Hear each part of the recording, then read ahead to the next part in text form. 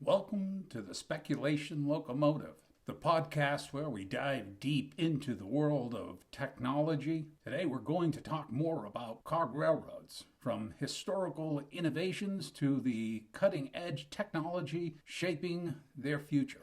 I'm Wayne, your conductor through this journey, and today we're exploring one of the most ambitious projects in the history of the Mount Washington Cog Railway, the replacement of its rail system. This isn't just about laying tracks. It's about engineering resilience on the second steepest railway in the world, with an average grade of 25% and a jaw-dropping peak grade of 37.41%. And we're doing it on the side of Mount Washington, notorious for having the worst weather in the world. So grab a cup of coffee, settle in, and let's roll into the details of how we replaced the rail on this iconic railway. Let's start with a bit of history. The Mount Washington Cog Railway, completed in 1869, built entirely on wooden trestle work, with some places as high as 30 feet, began with strap rail, a simple flat piece of iron laid on thick pieces of wood known as side pieces.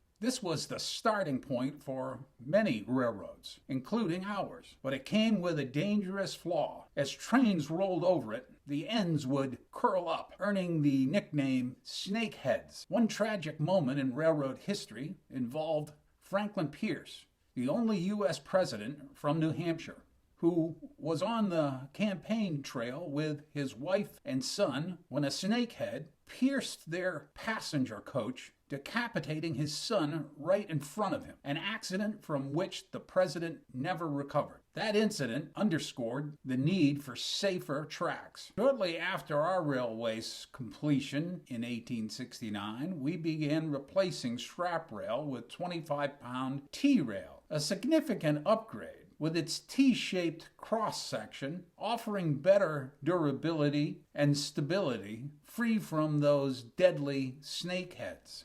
But even the 25-pound T-rail couldn't meet the demands of modern operations forever. Fast forward to one of our latest projects, replacing that 25-pound T-rail with 100-pound T-rail. This wasn't just a swap, it was a transformation. The 100-pound rail is 2,600 times stiffer than the 25-pound rail, providing immense strength to support our locomotives and coaches. Unlike the older setup, which still relied on a wooden side piece atop railroad ties and stringers, the new rail was deep enough to sit directly on steel tie plates. It was secured to the ties with pandrol rail clips. These clips fit into two pandrol shoulders, each of which had to be welded onto a custom-made tie plate. 10,000 tie plates were required for the job, cut with a plasma cutter from an old steel operation in Berlin, New Hampshire. The rail was locked in place with the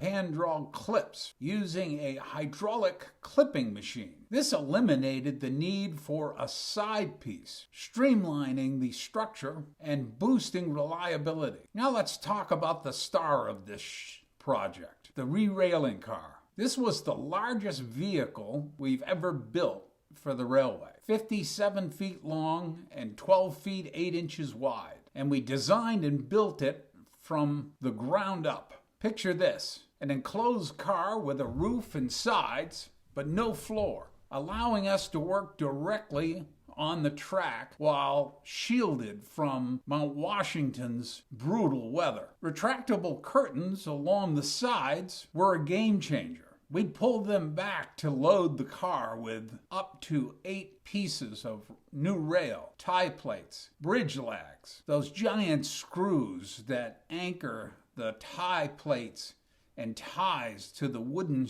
trestle work, and all the tools needed to cut out the old rail and lay the new. Inside, we housed the hydraulic power unit, driving an arsenal of hydraulic tools, spike pullers, rail cutters, impact guns, and to top it off, a knuckle boom crane. This mobile workshop turned the rerailing process into a well-oiled machine. So how did this setup impact efficiency? At first, with 2 crews of 4 or 5 people working 16-hour days, we managed just 2 pieces of rail per day. The rail was cut to shorter lengths, less than the standard 39 feet, because we couldn't handle full-size rails on the mountain, and each cut piece needed new holes drilled for joint bars. It was slow, precise work, but as I got more involved, bringing in experienced crew members,